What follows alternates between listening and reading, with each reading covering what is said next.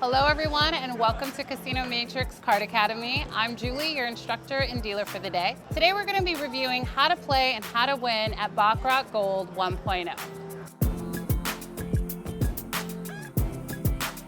So the objective in Baccarat is to get closest to the point value of 9. There are two major ways to bet in this game, either the player or banker position. Each position will receive 2 cards. Whichever position reaches closest to 9 wins. And in this game, 10s, jacks, queens, and kings are all valued at 0. So for example, if you were to get a 7 and a 10, although it totals 17, this hand is valued at 7. And you can use this hit chart to help you determine the total of the player and banker hand. You're either going to bet on the banker position or the player. The dealer will deliver the cards. Whichever player reaches closest to 9 wins. Banker wins, let's pay out banker. For more information on the bonuses that you can win in Baccarat, please watch video 2. Good luck and may the cards fall in your favor.